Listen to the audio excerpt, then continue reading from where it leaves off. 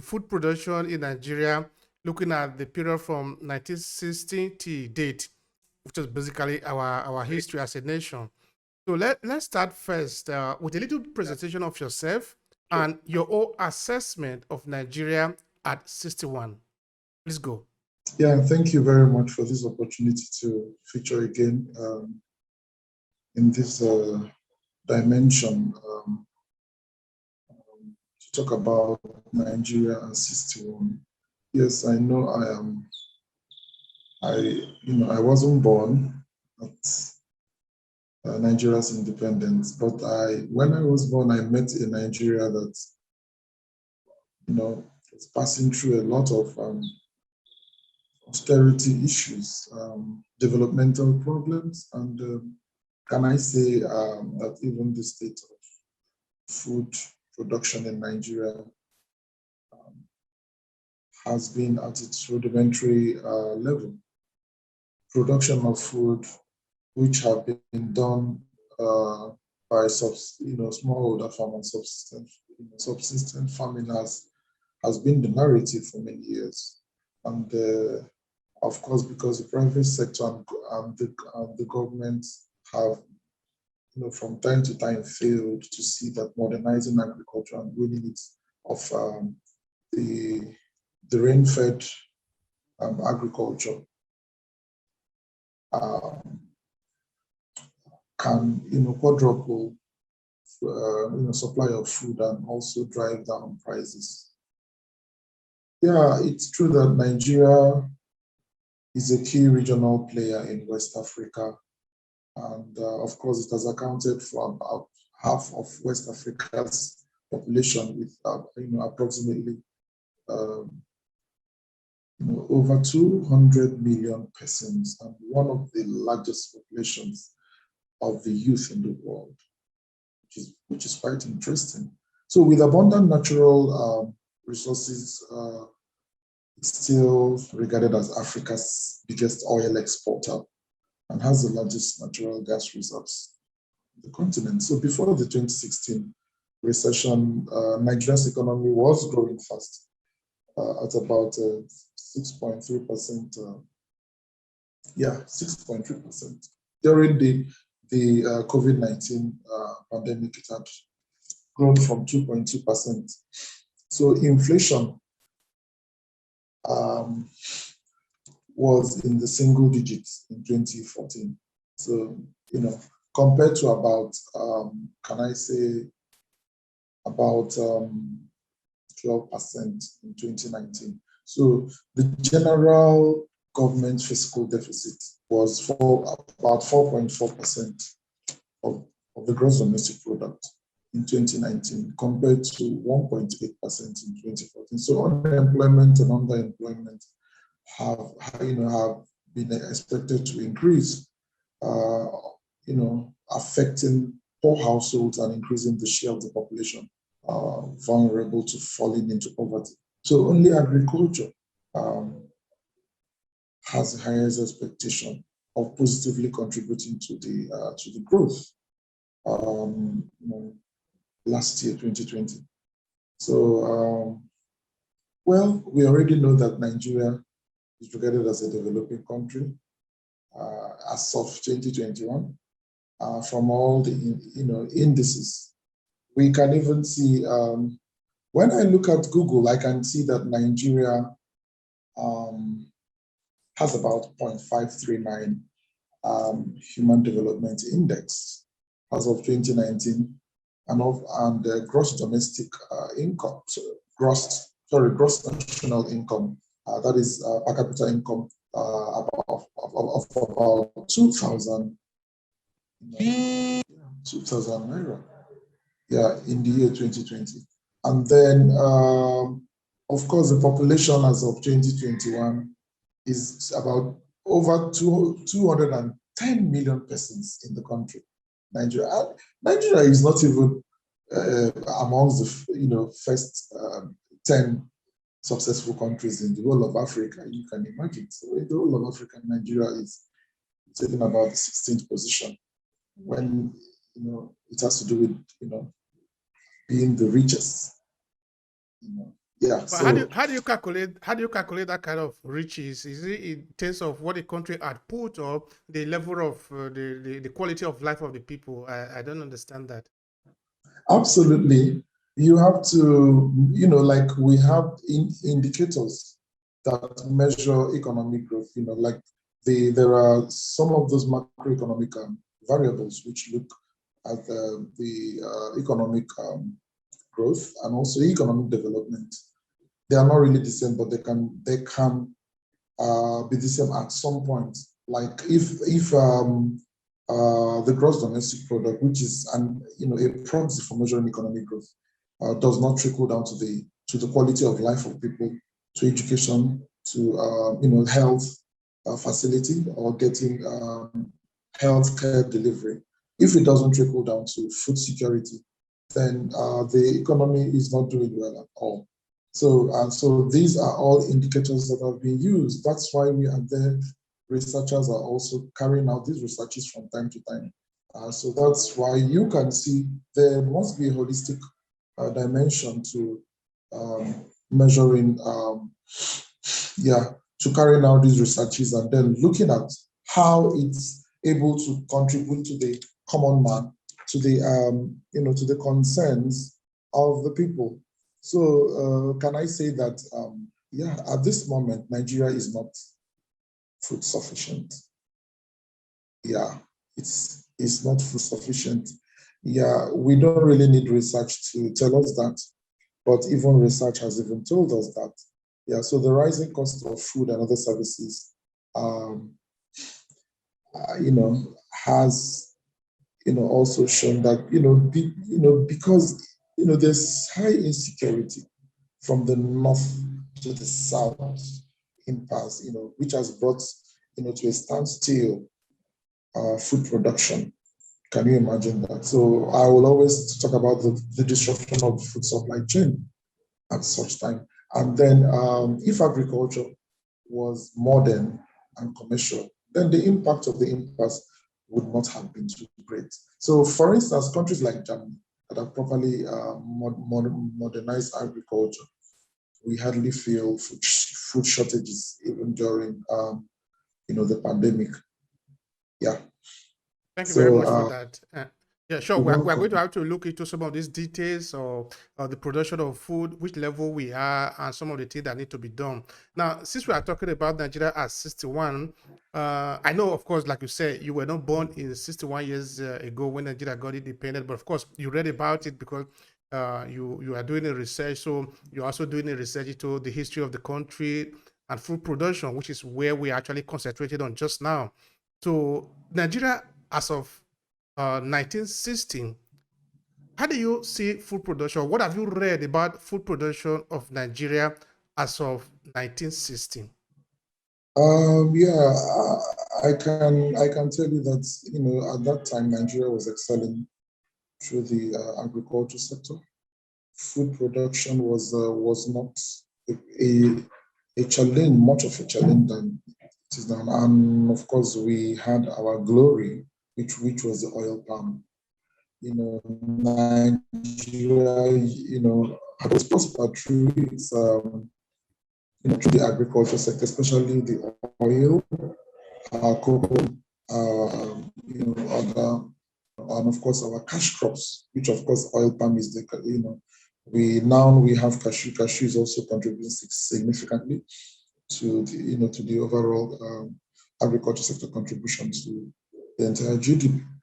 And then what of other crops, even in the livestock, even in the forestry and the fisheries? Yeah, Nigeria has always done well because attention was given to agriculture, as we know that developing countries like Nigeria um, can easily prosper, um, economically through the natural endowment of which is agriculture. So we have comparative advantage over other countries, other parts of the world that do not have this natural endowment. Now, yeah, 61. Why haven't we done exceeded that. So after 61, after 1960, the oil boom era came by. So history tells us, even while I was studying agriculture in the secondary school, in agricultural science, I remember that when I was reading some of the textbooks um, by agricultural science authors, he reported that the oil boom era made Nigeria um, to neglect its agriculture and focusing on the oil, which has brought us to this time of quagmire in the sense that we are now not food sufficient enough. Food production, why are we not feeding well? The issue of food security is something that we are still, believing, hoping. Yeah, we've not seen it. It's a challenge. And we know that even at the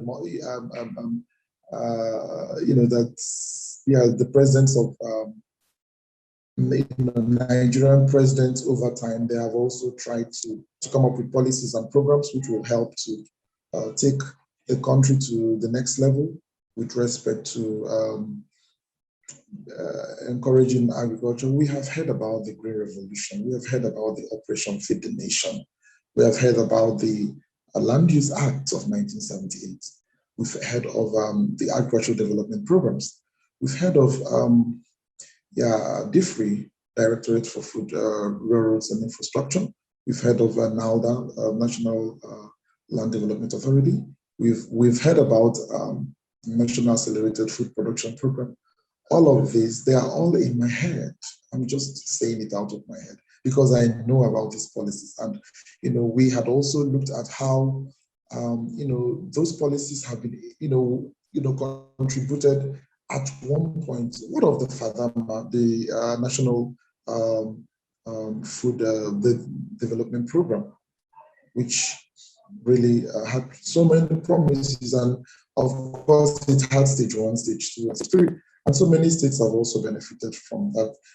Yeah, we know recently that President Buhari's agriculture programs have also been recording growth of about, 1.5 or rather 1.6% in the recent GDP report as Nigeria's entire GDP contracted. And so, however, so far as revenue from oil keeps trickling in and the sector keeps receiving increased attention, while agriculture will be suffering with very little or negligible attention paid by the government, who have over time paid lip service to the consent of our farmers. Now, we are now trying to paint a picture of farming. We are trying to change the issue of calling farmers agripreneurs, so that because it's a way of rebranding agriculture, so that the young people can also start seeing themselves as potential practitioners, playing diverse roles, even in the farming activity, in the production, in the distribution, like in the logistics, and also, of course, in this era of fourth industrial revolution, to drive, and in this advent of technology, to drive every activity of technology, within the space of the agriculture sector, considering that we have, we are blessed with the crops, livestock, forestry and fisheries, as I earlier mentioned. Yeah, so let me say that a few weeks before Nigeria's 60th anniversary, President Buhari directed that food and fertilizer importers should not be given access to foreign exchange by the Central Bank of Nigeria. And he also added that the country would rather empower more local farmers and use agriculture as the means to solve unemployment problems among youth. So the most popular agriculture scheme is the Anchor Borrowers Program. That is another policy which was launched by the CBN, and also the president, of course, spearheaded it in November 2015 as a means to merge value chain gap between processing companies and the smallholder farmers. And of course, this scheme has provided farmers with financial opportunities, that provided with a lot of credit opportunities, especially for the smallholder farmers to increase production. And the CBN said in 2018 that since the inception of the scheme, it has disbursed over 55.5 to 6 billion naira to over 250,000 farmers who contributed almost 300,000 hectares of farmland for rice, for wheat, for cotton, for soybean, cassava, among others, other arable crops as well. Yeah.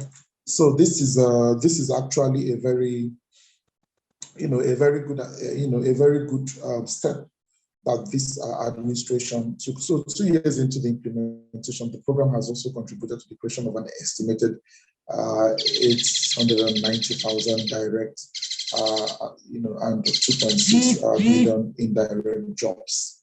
How will they be able to see progress, to record progress in this? Yeah, so the fate of Nigeria is excelling in its economy through the agriculture sector. Will definitely remain bleak as always, despite it posing to be a great economic driver and player.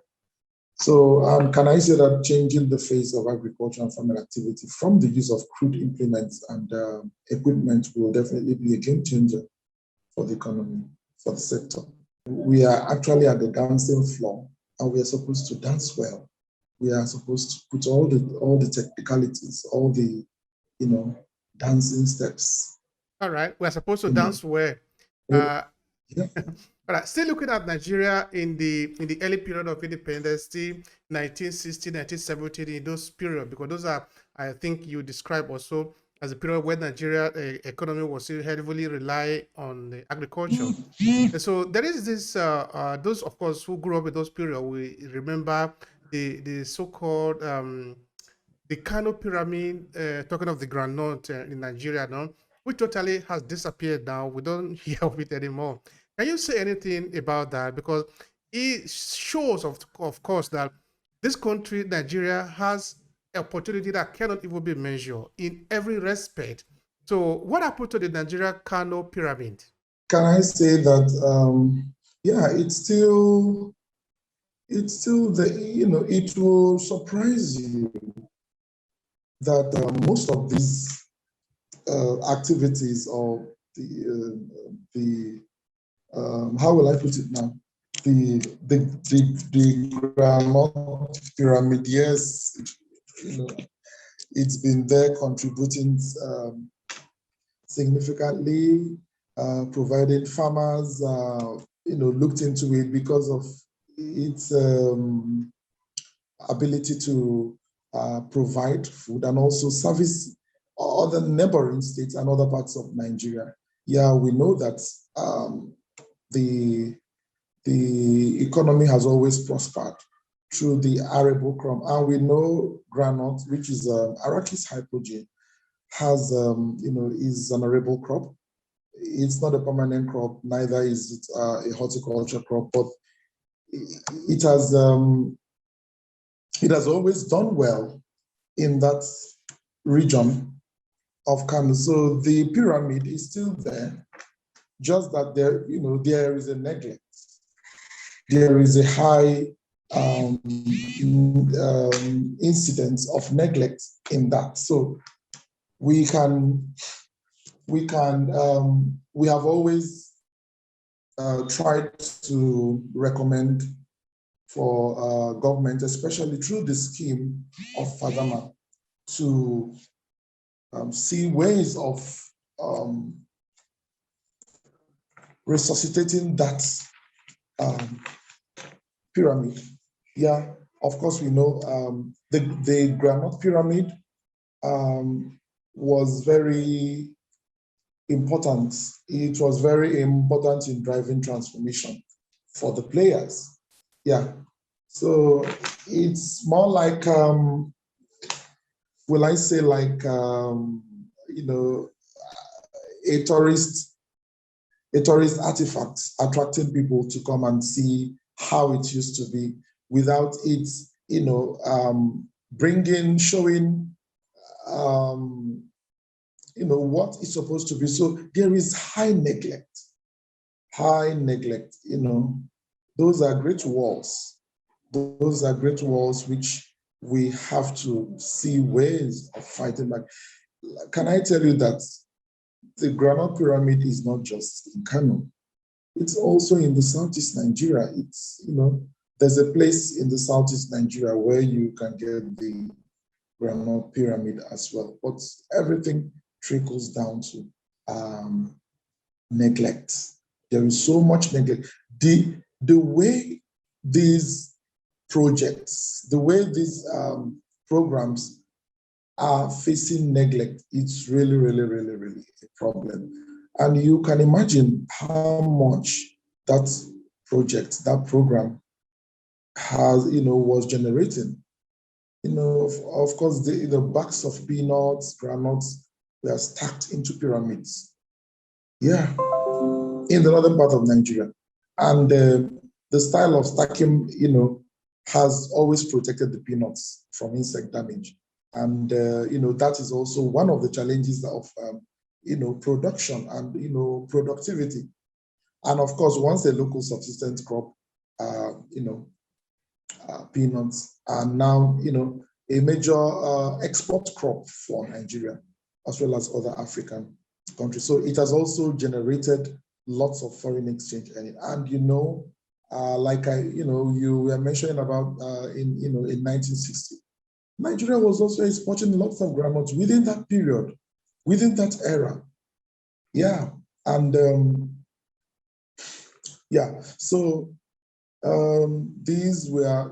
it was not just, it didn't just start existing, it was built.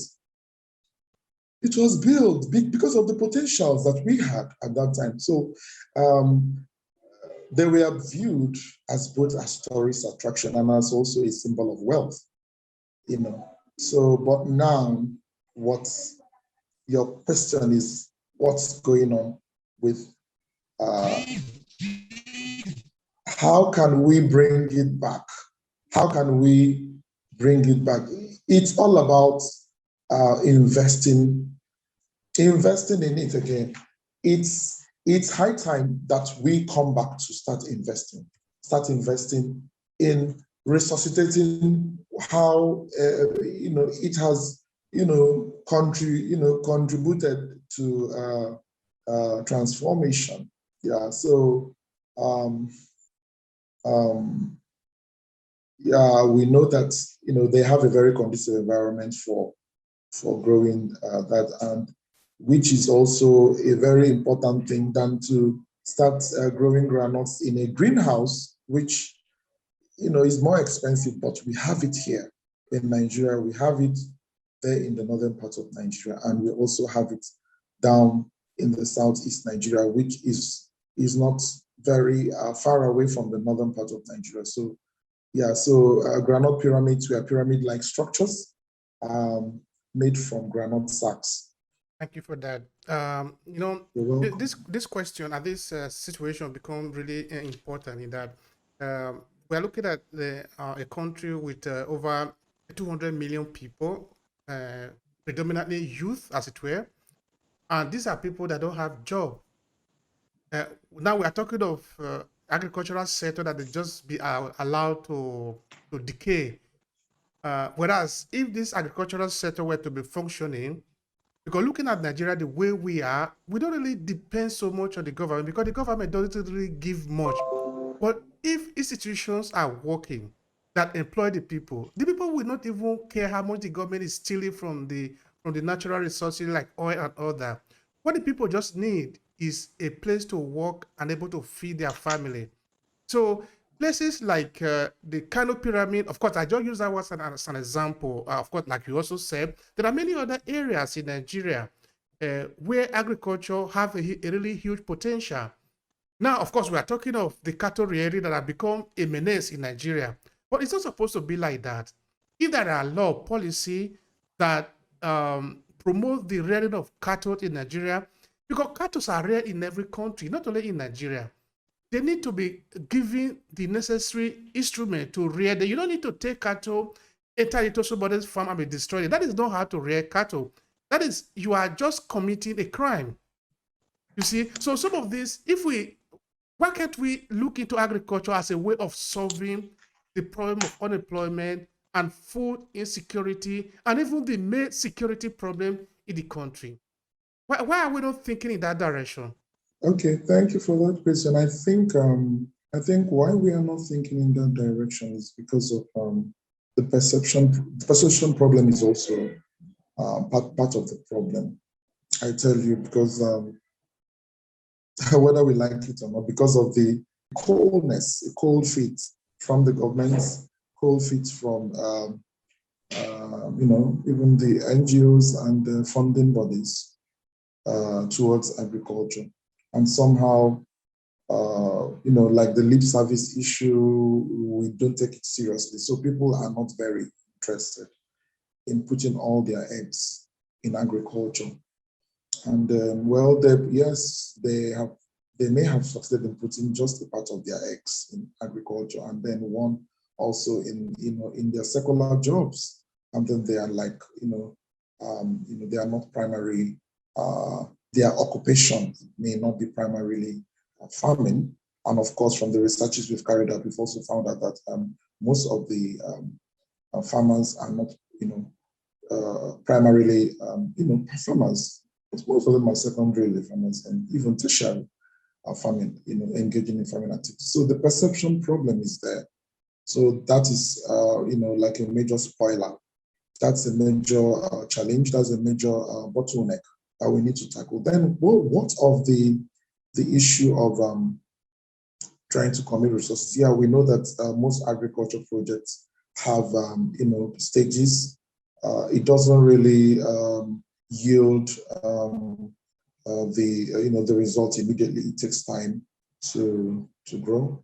So some persons that even have plans to invest in agriculture, they would say, okay, if we get into maybe cattle rearing, it will take time, and for the diseases to navigate all the challenges of disease, pests and disease, infestations, and trying to also provide fodder for the cattle or forage, or depending on the concentrate or supplement, even all the of course the grassy areas, the grazing areas for them as well. So there's so much challenge in this. Recently, I met one of our professors here.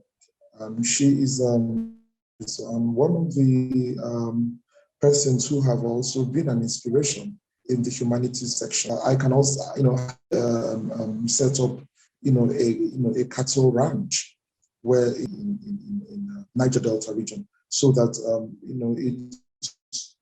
it will be able to service the area. It will be able to service this. A lot of persons done for us to start to keep depending on the northern on the Fulani cattle rearers. So that project is very important, and for her to have come up with it, she has actually taught. She has taught, very deeply, and come up with that. Other persons can think in that direction. Then, of course, we can also be inspired to encourage them to form cooperatives. When they have this type of arrangements, they'll be able to farms, cattle, ranches, piggeries, and diverse kinds of livestock. Very much for that. It appeared that the connection is back now. It was having trouble before connecting. So what I wanted to ask you is, what kind of comparison would you make between the Nigerian farmers of the 60s, 70s, and the one that we have today? Because if you say that in those years we had a booming economy that would rely on agriculture, today, our economy is no longer booming as it were, even though there is a lot of money, but this money is not really flowing into the people. It's just uh, flowing into few individual because of but it's coming from a very few source, coming from very limited source, like crude oil. And this is highly controlled as it were. So this one doesn't create a lot of wealth. How wealth can be created is when a lot of people have access to money, even though it might not be little money, but a lot of people should have access because they are the people that buy. If I am extremely rich, how much food can I buy? In that sense, how do you compare the farmers of the 70s, 60s, and the farmers of today? That's a very Interesting question. The farmers of today, well, the farmers of today, they have more opportunities than the farmers of the, like we have gamification. We can even use gamification, to encourage or to train or to build capacity, for the farmers and not just, um, just to go to them all the time, like in their fortnight visit, like the extension agents normally go to them and, or invite the farmers from the rural place. And you also have to transport them, take care of them in such a way because they are smallholder farmers and they are, crude, when some of them that still use crude implements to, to cultivate, like even in the time of old, now they're using tractors to do some of those operations. We have lending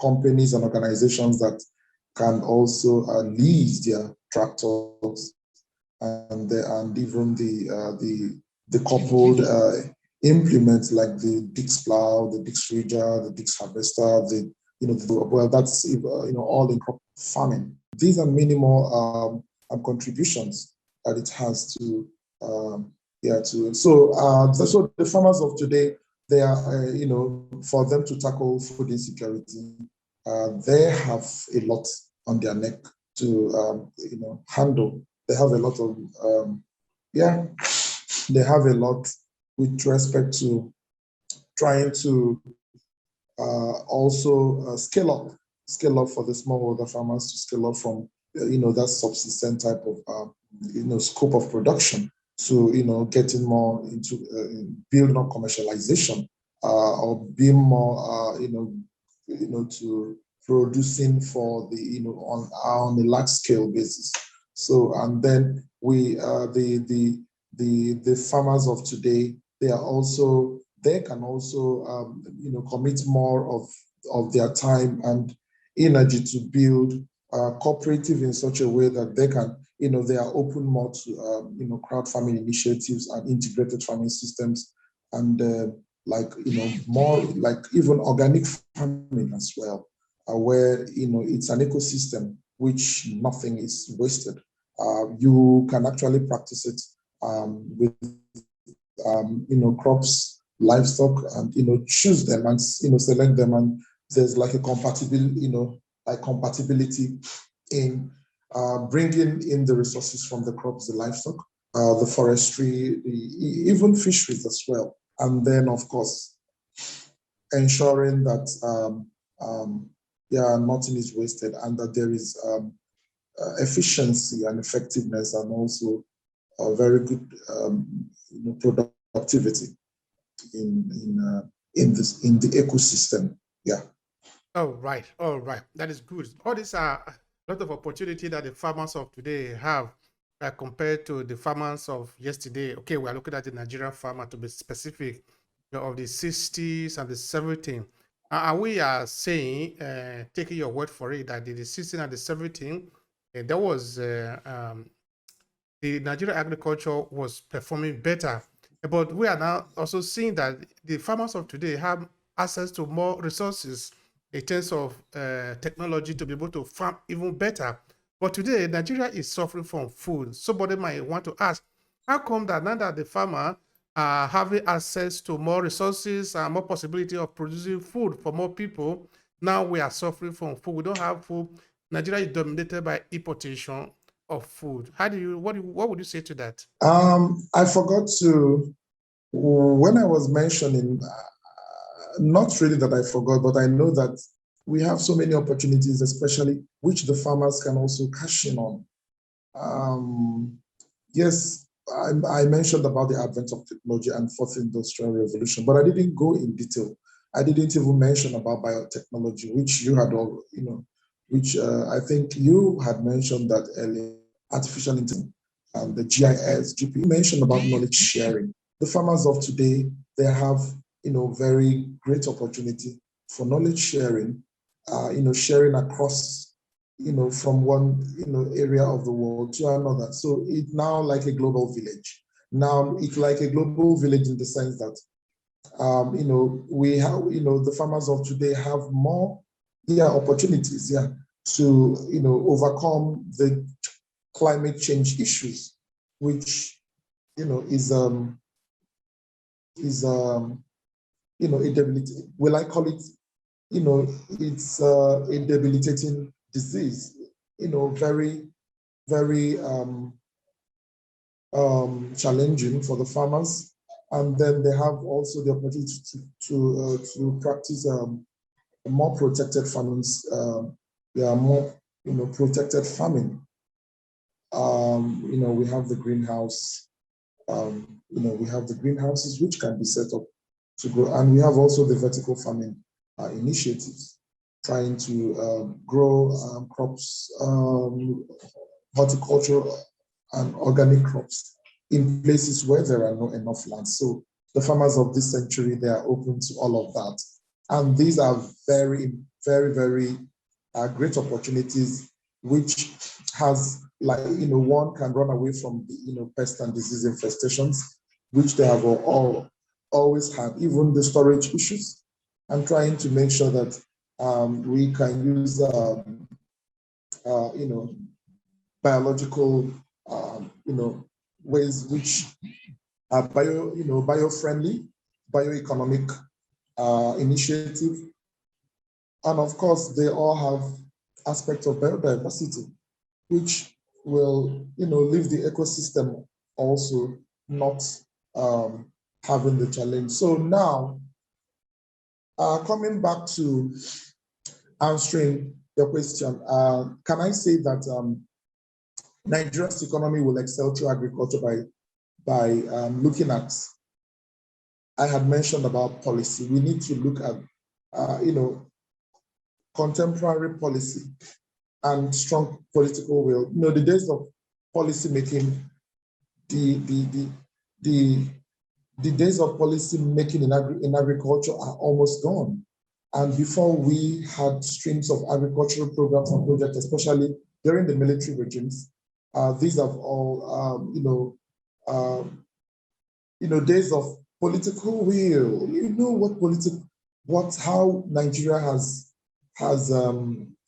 suffered. Well, let me use that language, suffered in the hands of politicians. And, if I am allowed to say that, we are lacking the right policies in place. So, that's also the way that, what we have to look at. Then we need to harness value chains. We need to, identify the food and agricultural value chains. Of course, when the government speaks of agriculture, reference is always made about the consumption of fresh food, fresh, agricultural products by the people, be it in the livestock or in the crop or any other, aspect. Now, with its, teeming population, harnessing the value chain in agriculture can be a remedy to the staggering unemployment rate and crime rate also. In Nigeria, we need to harness them. Even when you look at the developed countries, you will see that their value chains are very well identified. They are very well, channeled and positioned in such a way that, it will be very difficult to break the structure of these value chains. And with also the players, those who play, and the issue of data, the issue of having documentation, having a database of our farmers, so that we can also see how to provide intervention to them. So, what of modernization of the sector? The research institute and institutions of learning relating to agriculture has to be modernized if the mainstream population must be enjoying food security. Also, what of budgeting? The agriculture sector needs more funding if more,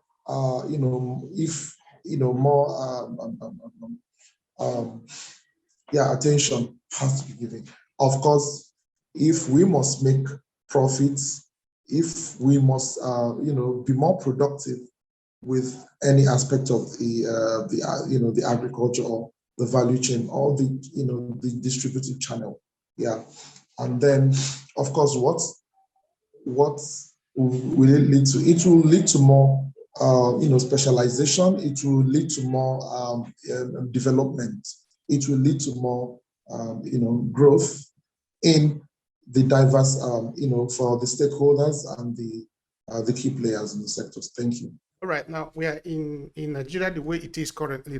We have looked at what has happened in the past and what probably we can learn from it to see that we are not really starting from zero. We have been successful before in the past in terms of agricultural production. The entire economy has actually been sustained by it. So if we are not doing it today, not because we haven't done it before, it's because we just haven't put in the right policies in place to be able to empower people to do it. So we must understand that from this point of view. All right, now we can say that the government have even failed us. That is what a lot of Nigerians are claiming today. But have we Nigerians failed ourselves in that in terms of food production and distribution in the country?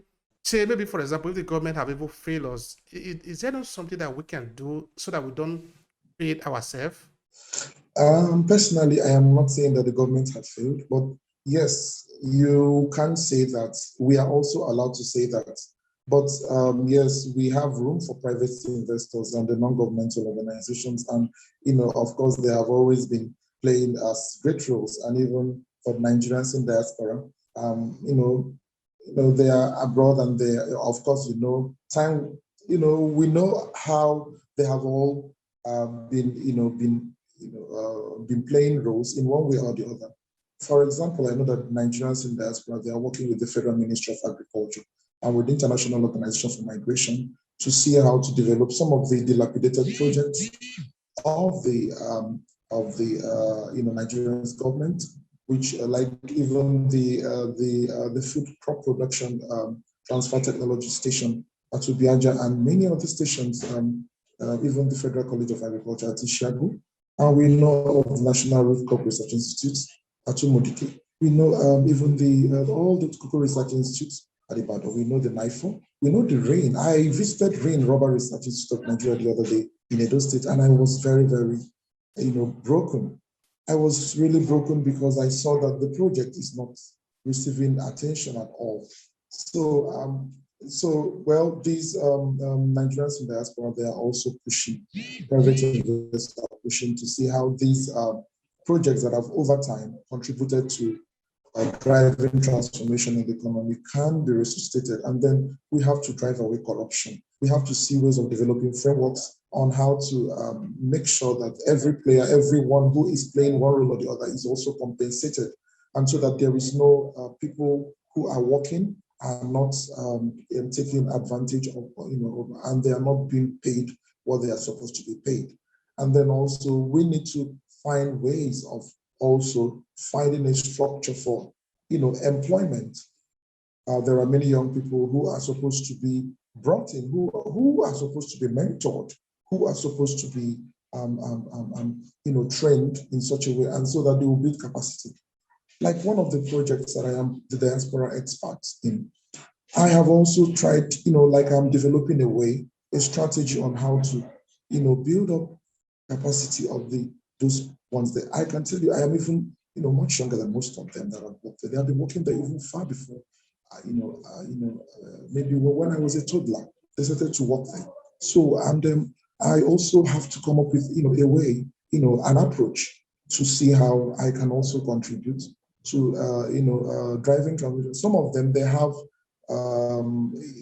equipment, implements, which are also line with the fourth industrial revolution, but they are not using it like they use it once in a while because there's no power, there's no electricity. So how, in such situation, how will you now encourage them? And when they have students also, and we have some of our students from tertiary institutions that come for their IT, their farm work, and this all of these are very, very very challenging